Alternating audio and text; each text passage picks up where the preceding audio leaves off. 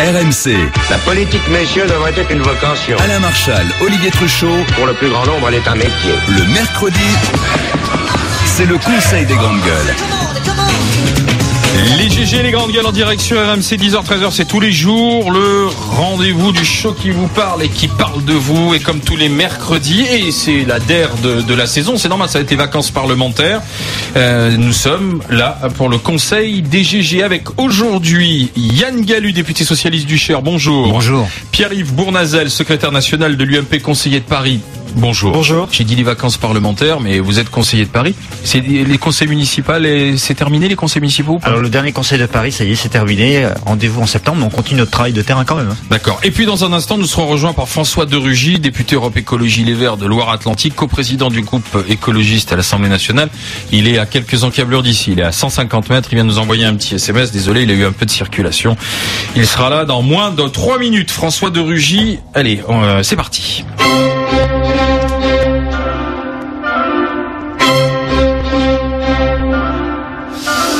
De quoi va-t-il être question aujourd'hui dans les GG tout à l'heure à 12h45? 3 déclarations dans l'actualité que vous allez pouvoir commenter, vous en avez l'habitude. On va reparler du dîner de la majorité de François Hollande, de Pierre Moscovici qui est convaincu que la croissance est là, de l'audition de Jérôme Cahuzac et de l'affaire Bourdoulex, ça sera dans les affaires courantes. Mais pour commencer, c'était le fait qui nous a occupé toute la semaine, depuis jeudi dernier, c'est-à-dire les violences de trappe, les interpellations, les caillassages, et puis hier à l'Assemblée nationale, David Douillet, Manuel Valls. Nous savons, et vous savez, que ces événements sont la conséquence de votre déni de réalité et des signaux dangereux que vous envoyez depuis des mois. Je parle de ce message de laxisme que vous portez aux 4 coins de la France et que les discours de fermeté du ministre de l'Intérieur ne parviennent pas à contredire. Je suis fier que grâce aux zones de sécurité prioritaires, grâce à la relation que nous avons avec Christiane Taubira sur toutes ces questions, nous construisons une politique sérieuse, crédible et qui donne des résultats. Voilà, monsieur le député, ce qu'est une réponse républicaine dont notre pays a besoin. Alors d'un côté on se qualifie de laxiste, de l'autre dit c'est vous qui n'avez rien fait, qui avez laissé tomber la petite. Et bon, on va laisser de côté le débat gauche-droite purement dans cette affaire, simplement pour essayer de comprendre. Trappe, et on en parlait il y a encore une demi-heure, moins d'une demi-heure maintenant, avec un représentant du comité de lutte contre l'islamophobie. Trappe, c'est quoi ? C'est un problème d'une petite bande d'agités, de vandales qui, quoi qu'il arrive, seront toujours là, prêts à dégoupiller, comme on dit, et à mettre la pagaille, où on est véritablement aujourd'hui dans un problème auquel la France est confrontée, un problème de zone de non-droit et un problème de communautarisme religieux qui monte et qui défie la République. Yann Gallu, Pierre-Yves Bournazel. Yann Gallu. Alors, d'abord, Trappe, c'est un incident qui commence quand des policiers veulent contrôler une femme entièrement voilée. Et le premier des messages que moi je veux faire passer, qui est celui du gouvernement et de la majorité de gauche, c'est que la loi doit être appliquée par tout le monde et partout. Il y a maintenant une loi de la République qui interdit le voile intégral. Donc on ne sort pas de chez soi en voile intégral. La première des choses, quand on est soumis à un contrôle de police, qui que l'on soit voilé de manière intégrale, qu'on soit un simple citoyen, on obtempère et on ne réagit pas. Les policiers à Trappe ont fait leur travail. Ils n'ont fait que leur travail. Donc vous ne doutez pas qu'il l'ait fait bien fait, qu'il n'y a pas eu d'agression, qu'il n'y a pas eu de provocation. Je ne peux pas douter de cela. D'accord. Après, sur Trappe, quand même, il faut qu'on en discute et il faut qu'on dépasse un petit peu le cas de Trappe. Moi, ce qui m'inquiète, tout en rappelant l'application de la loi pour tous et par tous. Ce qui m'inquiète, c'est qu'on a dans ce pays quand même une petite musique et un sentiment d'islamophobie qui est en train de monter. Et personne ne va y gagner. Ni parce que dans ces quartiers populaires, les premières victimes de l'islamophobie et les premières victimes du radicalisme religieux de certains, ce sont les musulmans. Donc il faudrait qu'on ait un débat enfin dépassionné sur cette question. Pierre-Yves Bournazel. Et je salue François de Rugy qui est en train de s'asseoir. Bonjour. Oui, plusieurs choses. D'abord, je suis d'accord avec vous pour dire que les lois de la République, elles s'appliquent sur l'ensemble du territoire national et dans tous les quartiers, et dans les quartiers de Trappe aussi. Il y a le problème du communautarisme. C'est le problème de la burqa. Nous avions fait voter une loi lorsque nous étions en responsabilité. La loi sur la burqa, c'est quoi? C'est l'interdiction de se promener sur la voie publique sans être identifiable. Les policiers ont fait leur travail. Ces policiers ont quand même été sérieusement mise en cause. Un commissariat a quand même été encerclé. C'est des choses extrêmement graves. Dans la République, on respecte la police nationale et républicaine. Et moi, je crois effectivement que ce communautarisme exacerbe de l'islamophobie, c'est vrai.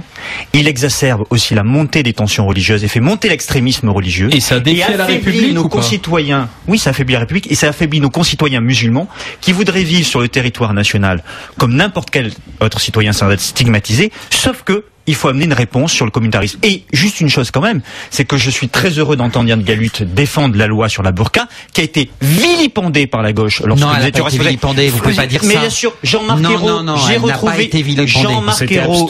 Non, on s'était abstenu. Attendez, laissez-moi terminer. Les socialistes s'étaient abstenus et certains avaient voté pour, vous le savez, dont Manuel Valls. Manuel Valls était minoritaire, il était courageux à l'époque. Une vingtaine de députés socialistes. Mais la majorité des socialistes et de la gauche s'est abstenue. Ça veut dire le courage politique de la gauche. Non, parce qu'on avait voté. L'abstention n'est pas une ligne politique face au communautarisme. La République vous en savez quelque chose avec Nathalie Kosciusko-Morizet. Mais peut-être quand même à l'époque rappeler qu'on avait voté la résolution qui se prononçait contre le voile intégral. Qu'est-ce qu'on peut faire pour que ce qui s'est passé à Trappes ne se reproduise plus? Je vous fous mon billet que ça se reproduira de toutes les manières.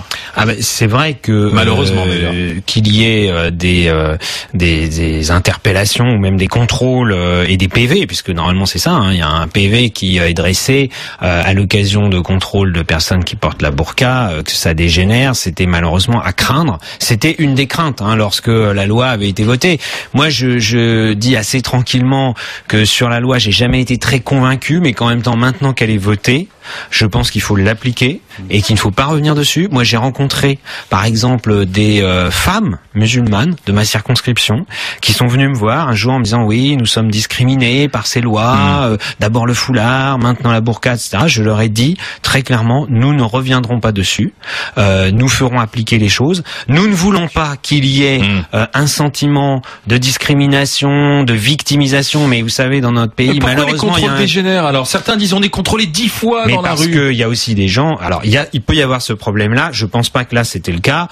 C'est plus. C'était paraît-il une provocation policière. Alors là toujours les deux thèses qui s'affrontent. Non, là je crois qu'il faut être clair. Il y a des gens qui cherchent à provoquer en portant la burqa dans la rue, alors qu'ils savent que c'est interdit.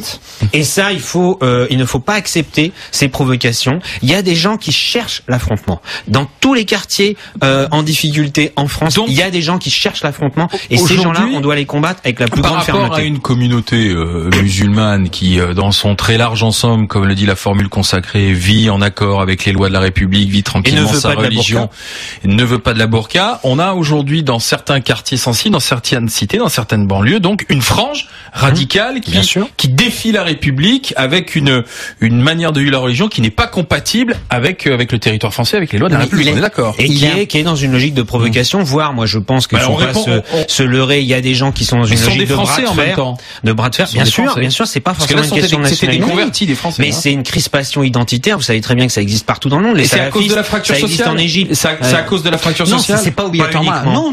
Moi je pense qu'il y a une volonté. La réponse n'est pas économique. Une volonté d'une frange ultra minoritaire, je dis bien ultra minoritaire, de certains musulmans d'imposer un islam radical. Et les premières victimes de cet islam radical, ce sont les musulmans, c'est la communauté musulmane. Parce que François le disait à l'instant, il a rencontré des femmes voilées qui disaient on est victime de ces lois. Mais moi, dans ma circonscription, parce qu'à Bourges, il y a aussi une communauté musulmane, j'ai rencontré des femmes musulmanes qui me disaient, quand on discutait avec elles, il faut interdire la burqa parce que même pour nous, c'est important de l'interdire. Donc, c'est vraiment une réponse que nous devons avoir. Mais il faut aussi rappeler certaines choses. À Trappes, et je ne justifie absolument pas les violences. Elles sont, je suis d'accord avec Monsieur Bournazel, elles sont inadmissibles. On doit respecter la police républicaine. Mais il y avait eu quelques semaines auparavant des agressions sur des femmes voilées. Pas des femmes avec la burqa, là, dont je vous parle. Et ça, il faut le condamner. Et à Trappes aussi, quelques jours avant. Parce qu'il y a dans ce pays un climat où aujourd'hui, eh bien, on a l'impression qu'avec l'affaire Mera, eh bien, il y a des musulmans intégristes ou terroristes en puissance. Et je tiens à rappeler quand même quelque chose d'important. N'oublions jamais que les victimes de Mera, et j'ai vraiment une pensée profonde pour ces jeunes juifs qui ont été massacrés dans leur cours d'école, mais les premières victimes de Mera, elles étaient musulmanes. C'était des soldats musulmans qui s'étaient engagés et qui combattaient en Afghanistan. Pierre Bournazel. Deux points. Le premier, c'est que l'extrémisme religieux, quel qu'il soit, et là on parle de l'extrémisme musulman, l'islamisme, est un danger Bien sûr. Et il est un danger pour la communauté nationale, pour la République et pour nos concitoyens musulmans qui ne veulent pas être confondus. Mais les extrémistes, il ne faut pas qu'ils soient nombreux pour provoquer, il ne faut pas qu'ils soient nombreux pour faire du mal. Et je dis que là, la République doit être intransigeante. Mais est-ce que... Et que on voit bien que la loi sur la burqa était nécessaire. Deuxième point, c'est que sur le territoire de Trappes, il y a deux choses. Il y a les problèmes sociaux, il y a les problèmes du chômage, il y a les problèmes de l'enclavement. Trappes, c'est un territoire enclavé au moment où on prend des grandes métropoles. Qui a été rénové. Bien sûr. Mais, je veux dire quand même, avec force, pour être élu d'un quartier populaire, le 18e arrondissement, même s'il y a tous ces problèmes-là, il n'y a aucune excuse sociale, psychologique ou d'origine à la violence et à l'attaque contre la police. Dans notre pays, il faut dire à chaque citoyen, quelles que soient leurs conditions sociales, quel que soit leur quartier, la police, elle se respecte, parce que la police, c'est le pacte républicain et c'est la garantie de la sécurité pour tous et partout. Pierre-Yves, François et Yann. Ensuite, après les incidents, on a eu des interpellations, d'accord, des comparutions immédiates, une condamnation ferme, 2 relax et un aménagement de peine. Et alors là, Tollé, on dit, mais alors, soit on n'a pas attrapé les bons, une fois de plus, soit ils ont de très bons avocats, soit c'est la justice qui est laxiste, François de Rugy. C'est très difficile, chacun le sait bien, d'identifier les coupables lorsqu'il y a un début d'émeute. C'est-à-dire que c'est un affrontement là vraiment de type maintien de l'ordre. Ça n'a plus rien à voir avec un contrôle dans la rue, des interpellations, des contrôles routiers, des choses comme ça. Vous comprenez, vous comprenez que les policiers, 3 jours après les émeutes, c'est pas vrai. On s'est fait caillasser, on a pris des trucs sur la gueule. Et maintenant, eux-mêmes ont eu du mal à identifier et à interpeller les auteurs. Les gens sont très mobiles, vous savez bien comment sont masqués en général. Moi, j'ai connu ça dans ma circonscription et je me souviens d'ailleurs quelqu'un avait été pris sur le fait et avait été condamné et malgré tout il avait avoué en plus. Plein de gens qui disaient mais non c'est pas lui, etc. Il y a un climat extrêmement délétère par rapport à la police et à la justice dans les quartiers. Il faut d'ailleurs savoir que la plupart des gens trouvent que la justice est trop dure, quand ils y ont affaire, mais en revanche quand ils voient de l'extérieur, ils la trouvent trop laxiste. Donc c'est bien la preuve que c'est très difficile de trouver le bon équilibre. Moi, ce que je crois, c'est qu'il faut pas rentrer dans une surenchère législative ou de pénalisation, etc. Ça ne marche pas, ça ne sert à rien. Ce qu'il faut, c'est ramener le calme et l'apaisement dans les relations entre la police et les citoyens. Je suis d'accord avec Monsieur Bournazel, il n'y a pas d'excuse. En revanche, il y a une réalité, et ça ne tient pas à Manuel Valls ou un autre. Ça fait des années que les relations entre les policiers et les habitants sont dégradées. Il bombe le torse, mais les résultats, ils sont pas là. Oui, c'est vrai qu'il parle fort et qu'il agit assez peu, parce que les résultats en matière de délinquance sont très mauvais. Vous pouvez pas dire ça. Les premiers chiffres, laissez-moi m'exprimer. Les premiers chiffres montrent une baisse de la délinquance. Vous êtes 2 de la majorité, c'est bien, parfois avec des voix d'ailleurs dissonantes et discordantes, du coup on comprend pas trop la stratégie. Quand vous dites des contre-vérités, on est obligé d'intervenir. Mais je veux simplement m'exprimer. L'opposition s'exprime un petit peu dans ce pays quand même. De dire souvent. Mais c'est normal. La victimisation, toujours la bonne tactique. C'est toujours pareil. C'est de dire que il faut une réponse pénale. Je suis désolé, ce qui s'est passé est extrêmement grave. Et aujourd'hui, il manque des outils. Et c'est votre devoir. Mais on entend quoi de la part du gouvernement? Madame Taubira, non seulement elle veut pas renforcer le dispositif législatif, mais elle veut affaiblir la réponse pénale. C'est n'importe quoi, elle veut détricoter tout ce qu'on a fait. Mais c'est pas vrai. Mais par exemple, sur les peines planchées, elle veut mettre fin à la loi qu'on avait faite sur les peines planchées, c'est-à-dire de punir davantage les récidivistes. Eh bien, ce sont des mauvais signaux qui sont envoyés aux délinquants et aux criminels de ce pays. Ça veut dire quoi? Que quand on est délinquant récidiviste, on se dit, comment? Elles sont inefficaces. Mais non, elles sont pas inefficaces. Allez assister à des audiences. Est-ce que vous pouvez expliquer sur le résultat je vous pose une question très simple. Moi, j'en sais quelque chose. J'étais avocat avant d'être député. Je peux vous dire qu'elles sont totalement inefficaces. Je peux finir juste mon analyse. Est-ce que ça fait baisser la délinquance? Oui, bien sûr. Non, bien sûr que oui. Alors, je vous pose une question. Pas du tout. Un récidiviste dans ce pays qui vole pour la 40e fois, comme ça existe, j'ai travaillé au ministère de la Justice, ou pour la 45e fois, doit pas être plus condamné qu'un primo-délinquant? C'est quoi le signal envoyé quand un récidiviste il est déjà plus condamné. Il est condamné.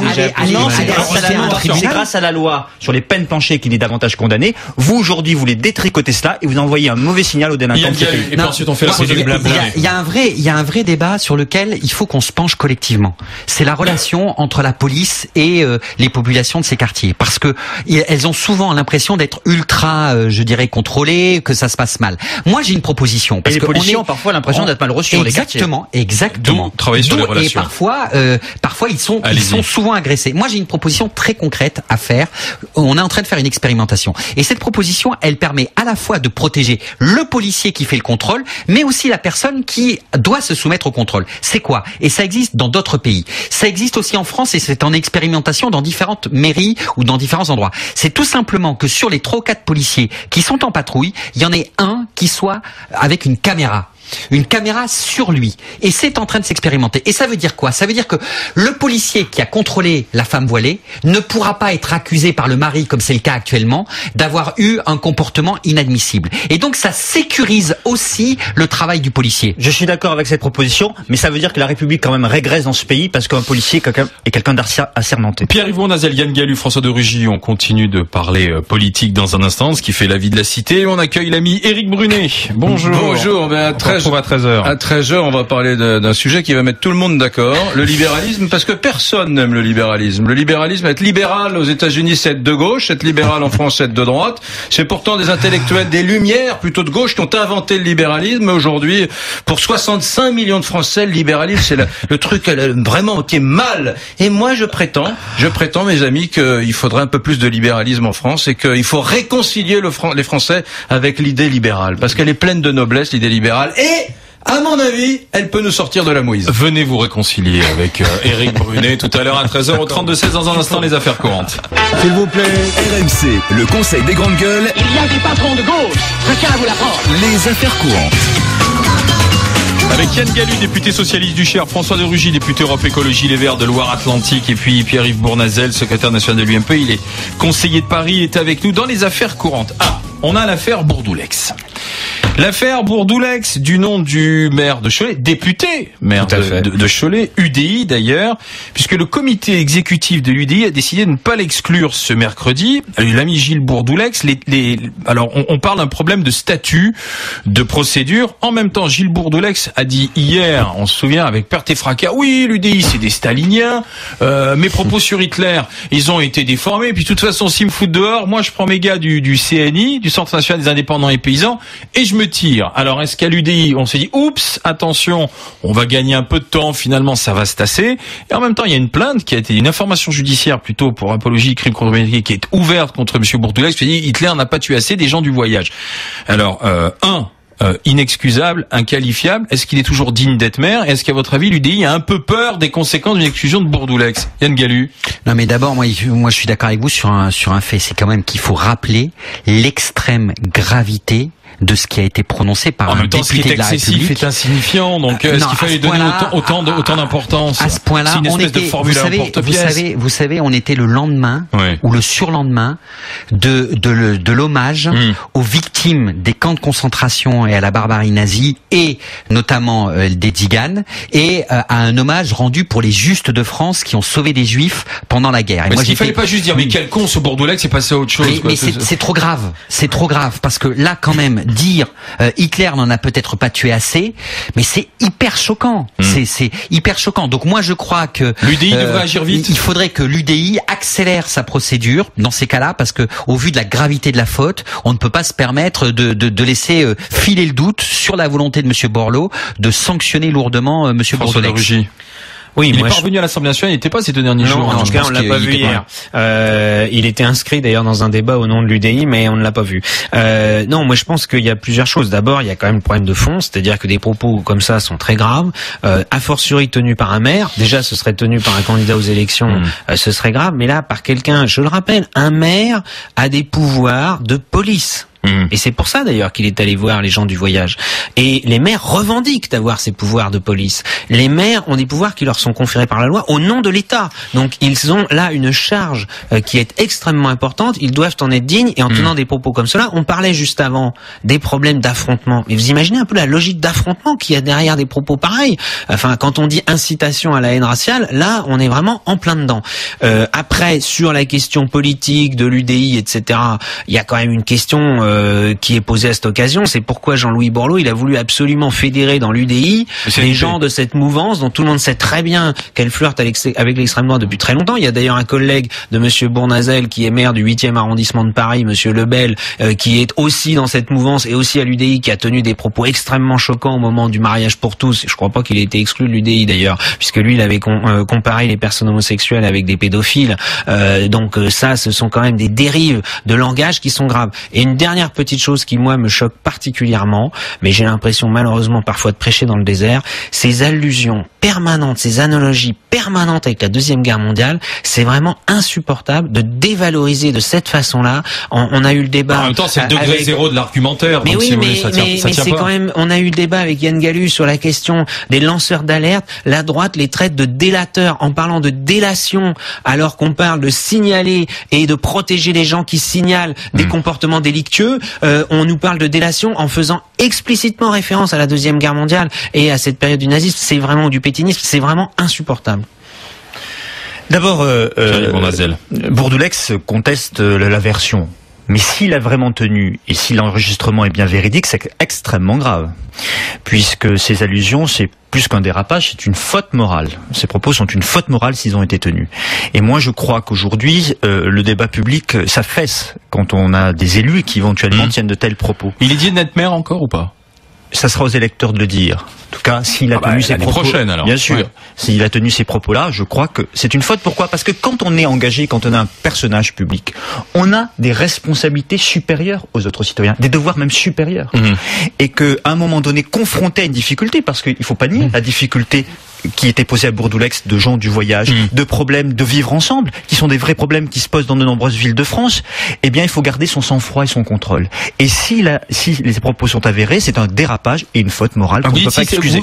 Vous doutiez quand même que les propos soient cela, parce que si les propos sont avérés. Je dis, il est conteste, il y a une information judiciaire, moi je ne suis ni procureur de la République, ni quoi que ce soit, j'attends. Mais, en revanche, je dis très clairement que s'ils ont vraiment été tenus tels qu'ils ont été rapportés par le journaliste, c'est extrêmement grave. C'est une faute morale, d'autant plus qu'il est maire, d'autant plus qu'il est un responsable public et qu'il a l'obligation, face à des situations difficiles... Il a été accueilli par des saluts nazis. Non, mais bien sûr, face à des situations de crise, et face à des situations de crise, et face à des situations extrêmement difficiles à gérer, qui se posent dans de nombreuses villes de France, eh bien, devait garder son sang-froid.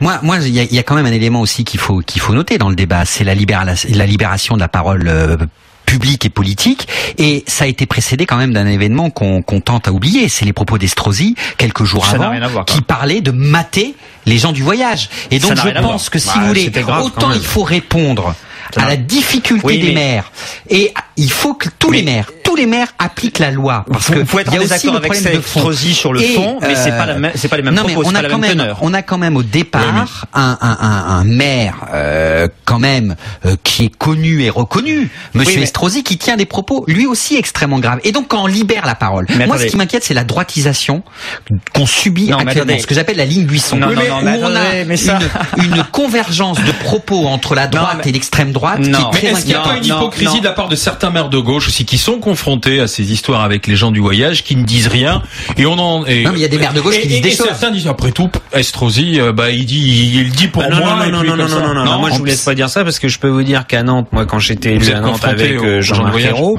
nous avions anticipé ces questions des grands rassemblements, parce que c'est une particularité en été, les grands rassemblements. Il faut anticiper pour trouver des terrains. Ce n'est pas facile, c'est vrai, mais quand on fait le travail en amont, on y arrive. Il faut trouver des interlocuteurs dans la communauté des gens du voyage, et évidemment aussi pour leur dire que accueillir un maire en le traitant de nazi, c'est inadmissible. C'est inadmissible dans les deux sens. Faire le salut nazi à propos d'un maire qui vient voir pourquoi la loi ne peut pas être appliquée dans sa commune, mais il faut reconnaître qu'il y a beaucoup de maires qui ne veulent pas non seulement avoir des terrains d'accueil à l'année, mais qui ne veulent pas anticiper les terrains pour les grands rassemblements. Pas la loi. On passe à autre chose. On va reparler de l'affaire Cahuzac, puisque pour la seconde fois, Jérôme Cahuzac a été auditionné hier. Et pour le plaisir, je sais que vous avez envie de réentendre ce passage. Je n'ai aucun souvenir de cet échange à la sortie du Conseil des ministres. Absolument aucun. Si j'avais le souvenir de cet entretien, je ne vois pas ce qui m'empêcherait de le dire. Vous ne pouvez pas dire « je ne me souviens pas de ces propos échangés dans cette salle attenante ». Ça n'est pas crédible. Donc je vous demande, Monsieur Cahuzac, de bien peser vos déclarations, car là, nous sommes sous le coup de la loi pénale, du faux témoignage. Tout à l'heure, le président maniait l'ironie, vous maniez maintenant, vous, la menace, c'est votre droit. Ni l'ironie ni la menace ne me feront dire des choses dont je n'ai aucun souvenir. Je n'accepte pas, Monsieur Cahuzac, que vous me parliez sur ce ton. J'applique simplement la loi. J'ai la mémoire qui flanche, je me souviens plus très bien. Voilà, donc échange hier entre Jérôme Cahuzac et le député Fenech. Je n'ai aucun souvenir de cet échange, cette réunion. Le 16 janvier, c'est cette fameuse réunion, Pierre Moscovici, le président Hollande, Jérôme Cahuzac et Jean-Marc Ayrault, le Premier ministre. Donc finalement, d'aucuns disent, le mieux c'est de les confronter tous les trois, au moins on aura la verrouille la vérité. Hérault, Cahuzac, Moscovici. Alors est-ce que c'est Jérôme Cahuzac qui ment dans cette histoire? François de Rugy, encore une fois? En tout cas, ce qui est sûr, c'est que la parole de Jérôme Cahuzac, elle a plus beaucoup de valeur aux yeux de grand monde. Hein. Ça, on le sait depuis un moment. C'est à lui. Moi, je pense que surtout le problème, si vous voulez, c'est que avec cette commission d'enquête que nous n'avons pas voulu entraver, nous, dans la majorité parlementaire, et tant mieux, parce que dans le précédent mandat, moi, j'étais député d'opposition, il y avait quasiment aucune commission d'enquête parlementaire possible. Mais en même temps, il faut être clair, il y a deux choses différentes. Monsieur Cahuzac, il a avoué. D'abord, il a avoué. Là, il a des trous de mémoire, etc. Mais sur les faits qui lui sont reprochés, c'est-à-dire la fraude fiscale, il a avoué. Et c'est tant mieux d'une certaine façon. Il aura à répondre de ses actes devant la justice. Et moi, je souhaite qu'il soit condamné, parce que je voudrais aussi dire que sur la délinquance financière, quand j'entends parler des récidivistes, lui, a priori, il n'est pas récidiviste, mais il y a des gens qui sont récidivistes. Et là, comme par hasard, la droite ne parle plus du tout de peine planchée. Donc moi, j'aimerais bien qu'on parle aussi de ces questions-là. Et puis, il y a la question politique sur laquelle on voit bien s'acharne l'UMP, Monsieur de Courson, qui est président de la commission. Il voudrait à tout prix démontrer que François Hollande était au courant. D'où on s'excite autour de cette réunion. Mais à une époque, il y a quelques mois, l'UMP et l'UDI disaient exactement l'inverse. Comment le président de la République ne s'est pas réuni avec les ministres concernés, ne leur a pas demandé des comptes? Si, il l'a fait une fois. Monsieur Cahuzac participait à cette réunion pendant quelques minutes. L'échange a duré quelques minutes. Et le reste, tout est maintenant connu. Et cette commission d'enquête parlementaire permettra de faire le déroulé dans le temps, sans qu'il y ait la moindre ambiguïté. Vous êtes pour qu'il y ait la confrontation devant la commission parlementaire, enfin la confrontation Hérault, Moscovici, Cahuzac, non? Non, mais moi je voudrais dire que d'abord il faut respecter la commission. Donc il faut pas commencer à jeter l'opprobre sur le président en disant finalement si les conclusions de la commission d'enquête vont pas dans notre sens. Le président a quand même outrepassé sa fonction. Attendez, chaque fois que je m'exprime, laissez-moi. Et j'apprécie Monsieur de Courson, mais là il a outrepassé sa fonction. Mais ça c'est votre point de vue. Il a donné ses conclusions avant la fin de la commission d'enquête. Libre. Et sa liberté l'oblige à mener une enquête, et cette enquête dans cette commission parlementaire lui permet de poser les questions qu'il souhaite, mais il ne peut pas la conclure, et d'avoir les avis qu'il souhaite, et ensuite nous verrons les conclusions. Laissez Monsieur de Courson travailler librement. Deuxièmement, on voit bien que l'étau se resserre autour du duo de l'exécutif, Monsieur Hollande. Non, mais ça, c'est pas vrai. Comment vous pouvez dire ça? L'étau se resserre. Attendez, vous êtes dans votre rôle de défendre le gouvernement et le président de la République. Moi, je suis dans mon rôle pour regarder les faits. Les faits, c'est que Monsieur Cahuzac, ministre du budget et du compte public, qui était en charge de la lutte contre la fraude fiscale, qui était lui-même un exilé et un fraudeur fiscal, a été nommé par Monsieur Hollande et Monsieur Hérault, et peut-être en connaissance de cause, puisque... Mais c'est ça la vraie question. Est-ce qu'il y a une personne qui savait quand Monsieur Cahuzac a été nommé qu'il était un fraudeur fiscal? C'est la vraie question. Monsieur Woerth, peut-être, ancien ministre du budget, qui l'a caché. Si Monsieur Woerth le savait, d'autres devaient le savoir au Parti Socialiste. Alors voyez, il faut faire attention à ce que l'on dit. En revanche, laissez-moi terminer. C'est grave ça ce que vous vous gêne. dites. Cette affaire Cahuzac vous gêne, parce qu'elle jette l'opprobre peut-être au-delà de sa propre personne. L'étau se resserre. Pourquoi? Parce que quand Monsieur Cahuzac, hier, dit devant tout le monde, j'ai oublié, je ne m'en souviens plus, c'est qu'il n'a pas envie de dire la vérité. Et on peut se poser la question s'il ne protège pas le président de la République et le Premier ministre. Donc à tout le moins, nous souhaitons, nous, à l'UMP, que dans toute la clarté, dans toute la transparence que nous devons à nos concitoyens et au rôle du Parlement, Monsieur Hérault puisse venir devant la commission, c'est peut-être le mieux, finalement, entendu et confronté aux propos de Monsieur Cahuzac et de Monsieur Moscovici pour que toute la vérité soit faite sur cette affaire. On le saura. Pourquoi ne pas venir? On a deux sons de cloche. Le seul qui peut dire la vérité aujourd'hui, pourquoi ne pas venir? Vos propos sont extrêmement graves. Comment pouvez-vous imaginer que le président de la République et le Premier ministre aient nommé un ministre du budget en sachant que c'était un fraudeur? J'ai posé la question. Ça serait un suicide politique avec des conséquences incroyables. Mais si c'est la vérité. Pourquoi l'aurait-il fait? Il avait le choix. Monsieur Cahuzac, on l'a vu avec Bernard Cazeneuve. Pourquoi Monsieur Hérault ne viendrait-il pas dans la commission? Je vais vous répondre. Attendez, laissez-moi terminer. On a vu comment Bernard Cazeneuve a remplacé au pied levé avec efficacité le ministre Cahuzac qui était apprécié par tout le monde. Donc on avait François Hollande, il avait le choix de plusieurs candidats et de plusieurs personnalités pour occuper ce poste. Donc s'il avait eu le moindre doute et le moindre soupçon, bien sûr qu'il aurait nommé quelqu'un d'autre. Et aujourd'hui, ce qui ressort de l'audition de hier, c'est quoi? C'est que tous les membres de la commission et des membres de l'UMP ont reconnu que Pierre Moscovici, lui, disait la vérité par rapport au 16 janvier. Et ça, c'est un élément important. Donc c'est pas la peine d'aller plus loin, alors. Ça, c'est un élément important à noter. C'est-à-dire que Mais si Monsieur Hérault vient le Pierre confirmer, Moscovici, pourquoi ne vient-il comme pas l'ensemble du gouvernement, dit la vérité et contrairement à vous, n'entrave pas le cours de la justice dans les affaires sur la commission. Pourquoi Monsieur Hérault ne viendrait-il pas? Rideau sur la commission, puisque après tout, maintenant, on sait que Cahuzac est un menteur. Pourquoi Pierre Moscovici, lui, aurait-il menti? Dit donc la vérité. Rideau sur la commission, on laisse faire l'instruction judiciaire et puis point barre. Oui, non, mais la commission, je pense qu'elle va permettre de dire le déroulé dans le temps des faits. Elle a entendu plein de gens, notamment un directeur adjoint du cabinet du président de la République, qui ont dit les choses en toute transparence, qui est rare quand même sur ces sujets-là. Rare, Monsieur Bournazel. Vous avez dit qu'on devait la transparence, mais la transparence, vous luttez contre pied à pied à l'Assemblée nationale avec vos collègues députés. Et sur cette question-là, il y avait deux questions d'enquête parlementaire. Oui ou non? Oui ou non? Est-ce que François Hollande Monsieur Hérault doit-il venir devant la commission d'enquête parlementaire? Est-ce que François Hollande savait que Jérôme Cahuzac était un fraudeur quand il l'a nommé ministre du budget? La réponse est non. Est-ce que lorsque Monsieur Cahuzac a fait les dénégations que l'on sait, et Monsieur Hérault doit-il venir devant la commission d'enquête? Est-ce que le président de la République et le Premier ministre avaient des éléments d'information à leur possession, Monsieur Hérault, qui pouvaient leur faire penser que Cahuzac mentait? La réponse est non. Voilà les réponses qui étaient posées par la commission d'enquête.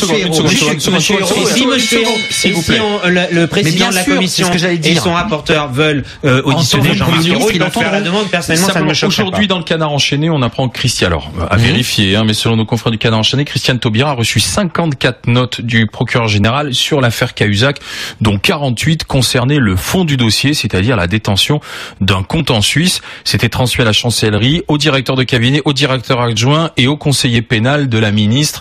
Donc il y a encore 2-3 éléments, enfin un élément. Elle avait oublié de le dire lors de son audition. Dans cette histoire. Non mais attendez, que la ministre de la Justice reçoive des notes, c'est dans le système. La différence c'est quoi? Vous le savez.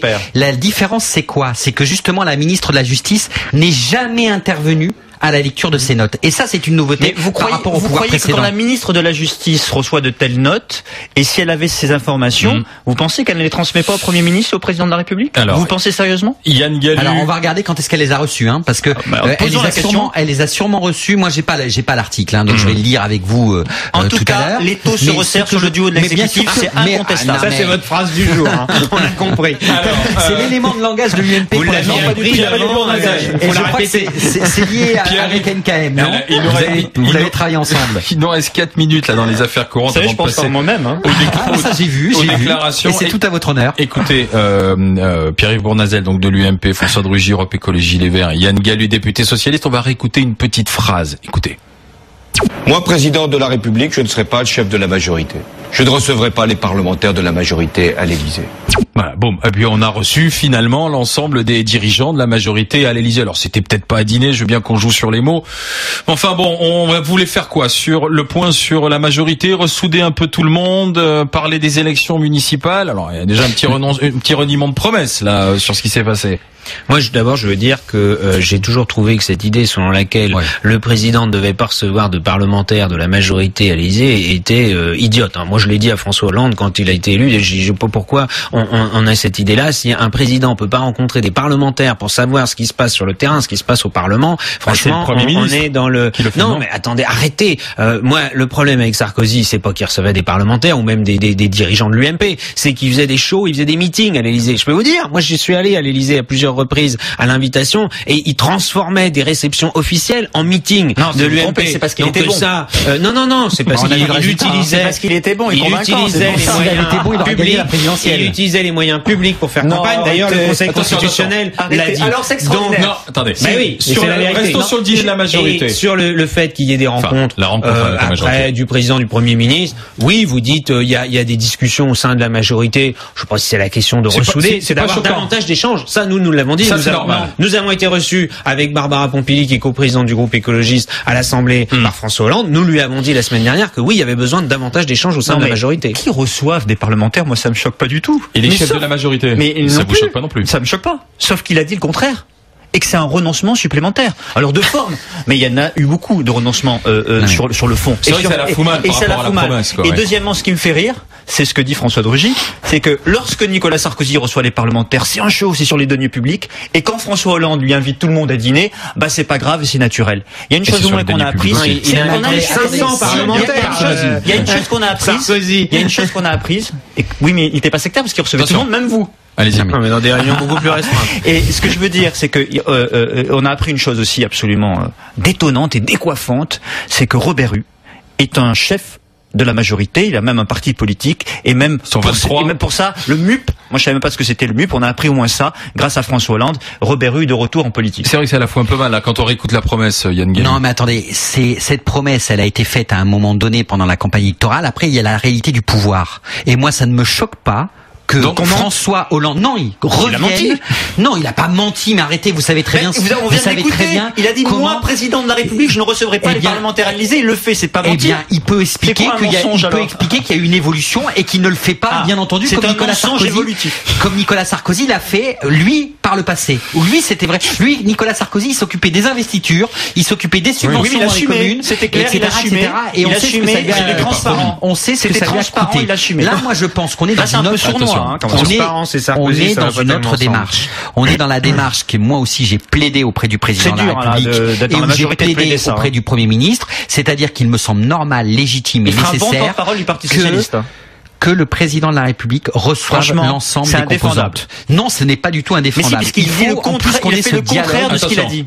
Voilà. Il fait le contraire de ce qu'il a dit. Allez, dans un instant, on va écouter d'autres déclarations et vous aurez tout le loisir de réagir. Yann Gallus, François de Rugy et Pierre-Yves Bournazel. Retrouvez tout RMC sur rmc.fr. RMC, 10h-13h, Alain Marchal, Olivier Truchot. La parole est à Monsieur le Président du Conseil. Le Conseil des grandes gueules. Allez, on y va pour les déclarations que vous allez pouvoir commenter. Yann Gallus, député socialiste du Cher, François de Rugy, député Europe Écologie Les Verts de Loire-Atlantique et Pierre-Yves Bournazel, secrétaire national de l'UMP. Première déclaration, elle est pour vous, François de Rugy. C'est le président du groupe socialiste à l'Assemblée nationale, Bruno Le Roux.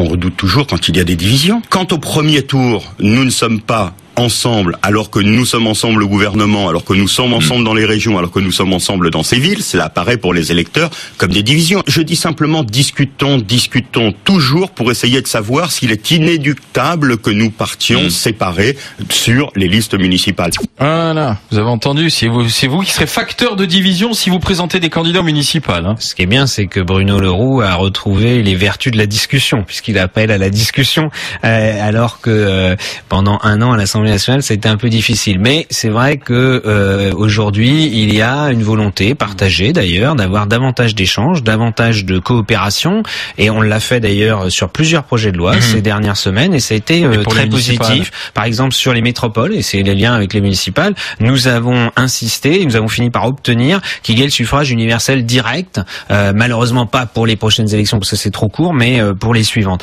Après sur les municipales, nous chez les écologistes, on n'a jamais pensé que ça pouvait se décider d'en haut de façon uniforme sur tout le territoire français. La situation dans les villes, elle est différente d'une ville à une autre. Moi, je crois que les élections municipales se joueront sur des enjeux locaux. Chaque ville a des enjeux différents et par ailleurs des situations politiques différentes. Évidemment, là où il y a une menace forte du Front National, et ça peut être le cas à Marseille, ça peut être le cas dans différentes villes, il faut non, mais il faut discuter, à voir comment on peut se rassembler. Mais moi, je veux dire une chose. À Nantes, j'avais proposé, par exemple, que nous fassions des primaires, socialistes, écologistes, peut-être avec d'autres, et ce qui aurait permis d'avoir un débat, parce que les gens ont envie d'avoir du débat sur les projets municipaux, puis ensuite de se retrouver en ayant quelqu'un, un chef d'équipe, une chef d'équipe qui aurait fédéré, qui aurait une légitimité. Le PS n'a pas voulu. Moi, j'ai trouvé ça bizarre, ce réflexe de repli interne, et donc vous allez discuter pour voir où vous présenterez le rassemblement.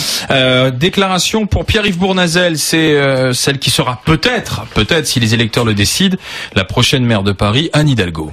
C'est vrai, vous voulez créer un adjoint au maire chargé de la nuit? Oui, tout à fait. C'est un gadget? Non, c'est pas un gadget, ça existe dans d'autres municipalités. Vous savez, la nuit à Paris, c'est très important. Il faut aussi faire des efforts pour que Paris reste une ville attractive et notamment que la nuit parisienne soit quelque chose d'important. Alors la nuit parisienne, pas uniquement les boîtes de nuit, c'est aussi toutes les professions, toutes celles et ceux qui travaillent la nuit, et de toute façon, est-ce qu'ils aient un interlocuteur privilégié, un adjoint au maire chargé de la nuit, Pierre-Yves Bournazel? Écoutez, à Montmartre, nous, dans la République de Montmartre, on a Michou comme ministre de la nuit. Donc peut-être que c'est une idée qui est venue à Anne Hidalgo comme ça.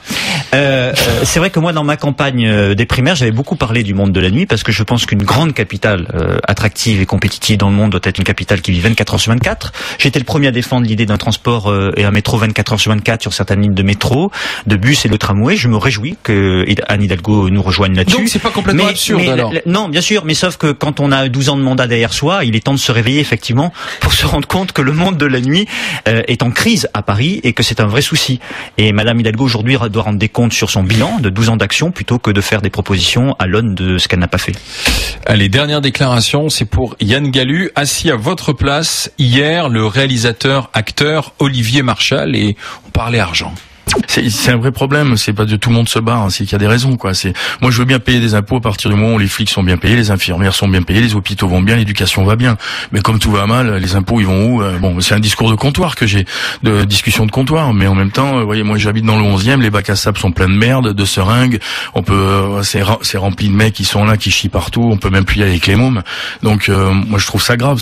Assez de payer des impôts pour pas voir le résultat au quotidien, c'est ce que dit Olivier Marchal. Bah écoutez, je suis surpris de ce discours complètement populiste que j'entends. Je crois que justement en France, les gens c'est par rapport à ce qu'ils constatent aussi. Les gens savent souvent que pourquoi ils payent des impôts. Et la vraie question, elle est là. Elle est à quoi sert l'impôt? On a quand même eu un problème ces dernières années. Je veux pas revenir en arrière, mais quand même, on a eu une augmentation sous la droite de la pression fiscale. Mais qui a été vous battez des records, qui a été non si vous battez des records, en défaveur des services publics. Pourquoi? Parce que on a allégé les impôts sur les riches et sur les entreprises multinationales, et on n'a pas redistribué comme il le fallait. On a laissé mourir les services publics. D'ailleurs, l'une des questions à Trappes, c'était quoi aussi? Il faut le rappeler, parce que on peut faire la liaison, c'est que sous le gouvernement de Sarkozy, il y a quand même 12 000 policiers dont on a vu les postes supprimés. Donc moi, je pense qu'il faut réexpliquer à quoi sert l'impôt. Et la politique que mène ce gouvernement, c'est justement un rééquilibrage qui va permettre aux classes moyennes de ne pas voir leur impôt augmenter après les déficits abyssaux qui ont été faits par la droite. Lors du précédent gouvernement. Est-ce qu'à 12h55 sur MC dans les GG, vous pouvez nous dire il n'y aura pas d'impôt l'année prochaine en 2014 supplémentaire? Il y aura pas d'impôt supplémentaire. Non, je ne peux pas vous le dire pour une raison toute simple. Vous savez pourquoi? C'est bien. Vous savez pourquoi? Parce que mais tout le monde le sait. Non, parce que les derniers arbitrages budgétaires n'ont pas encore été rendus. Mais je rappelle quand même. Donc on va se faire matraquer. Non. C'est déjà le cas. Il y a un engagement, vous le savez, il y a un engagement qui est celui de François Hollande qu'il a tenu le 14 juillet, qui a dit qu'il n'augmenterait pas encore tenu, qu'il n'augmenterait pas les impôts. Il a pris l'engagement. Sauf qu'il va y avoir des suppressions de niches fiscales. Et moi, ça me choque pas, par exemple. La suppression de niches fiscales pour certaines entreprises, alors que pour d'autres, on le fait. On a fait le CICE, c'est 20 milliards de pouvoir de baisse de charges sociales qu'on a rendu aux entreprises. Mais il y a quand même des niches fiscales dans ce pays qui me paraissent inadmissibles et on va les couper. Et ça peut être interprété comme une augmentation des impôts. 3 minutes simplement pour parler une chose un peu plus détente. Vous allez partir en vacances les uns les autres. C'est fini aujourd'hui la session parlementaire. Demain jeudi, oui. Pareil, vous êtes tous sur les rotules, si j'en crois, des déclarations de certains élus, de certains députés. On se plaint pas, mais c'est vrai. Oui, c'est vrai. Non, on se plaint pas. On a été élus pour ça, mais on est crevés. Moi, je crois que les députés, c'est normal qu'on soit jusqu'au bout, au charbon, et on va reprendre début septembre, là aussi, parce qu'il y a beaucoup de sujets à traiter, notamment la loi logement, présentée par Cécile Duflot. Après, oui, on prend aussi des vacances. Moi, j'assume totalement ça. On va pas faire semblant de dire qu'on est des espèces de machines qui feraient de la politique 24 heures sur 24, 7 jours sur 7. Vous restez dans le territoire national? Tout à fait. Moi, je suis un habitué de la Bretagne et donc je suis à la fois député de Bretagne, parce que je considère que Nantes est en Bretagne, et je passe mes vacances à l'autre bout de la Bretagne, dans le Finistère. C'est bien local. Je précise parce que je l'avais dit une fois chez vous que je n'ai plus de camping-car, parce qu'il y avait un de vos auditeurs qui me poursuivait là-dessus. Oui, c'est pas écolo, il y a un camping-car, etc. Et c'est pas pour ça dire que je ne l'ai plus, mais je ne l'ai pas. Que vous allez passer vos vacances en Sologne, à la campagne. Non, je vais en camping. J'ai loué avec ma famille un mobil-home à Sérignan-Plage. Où ça? Et à Sérignan-Plage, à côté de Béziers. D'accord. Donc 15 jours en camping avec ma famille, avec mes 3 enfants. Et c'est tout? Que 15 jours? 15 jours. Je pars en vacances du 10, parce que nous avons un rendez-vous, vous le savez, c'est La Rochelle. Et La Rochelle a été avancée cette année. Donc en fait, je pars 12 jours, du 10 août au au 22 août. C'est pas beaucoup. Non, mais ça me paraît 15 jours, ça me semble 3 semaines, quoi, c'est suffisant. Et après, si vous voulez rencontrer Yann Gallu, rendez-vous au camping de Sérignan-Plage. Je vais être accusé de faire de la publicité. Et Pierre-Yves Bournazel? Moi, je rentre chez moi en Corrèze, puisque je suis originaire de la Corrèze. Et après, je vais dans le Finistère aussi, au Guilvinec. Très bien. Moi, j'ai été en Corrèze le week-end dernier. J'ai croisé Jacques Chirac. Vous savez que la Corrèze est quand même un endroit où il y a souvent des destins nationaux qui se créent. Très beau département. Mais je vais en Bretagne, on va peut-être se croiser cher, François Drouget. Avec plaisir. Ou un petit SMS. Même si j'arrête un peu de faire de la politique, quand même, pendant 15 jours. C'est important de couper quand même, hein, de toutes les manières, parce que vous parlez de septembre, il y a de la loi, mais tout le monde sait que septembre, on sera quasiment immédiatement en campagne électorale, quoi. On va arriver sur. Et puis surtout, on a des dossiers lourds à l'Assemblée nationale. On a les retraites. Avant tout ça, pour nous, notre travail de législateur, on réattaque avec une loi logement, je crois, non? On a les retraites, on a le retour de la fraude fiscale aussi qui va être à l'Assemblée. Donc on a pas mal de travail en perspective. Tout le monde partira quand même en campagne à Paris, ça va partir assez vite. Municipal. Mais ils y sont déjà depuis des mois. Et tout commence dans le 18e. Allez, messieurs, merci d'avoir été avec nous. À très bientôt, bien sûr. Merci. Allez, demain, on se retrouve dès 10h sur RMC pour les GG, pour les grandes gueules, avec qui y aura dans les grandes gueules? Claire Petit, Jacques Maillot et Franck Tanguy. Je compte sur vous. À demain, dans un instant, Brunet. Écoutez les grandes gueules 24h sur 24 en podcast sur rmc.fr.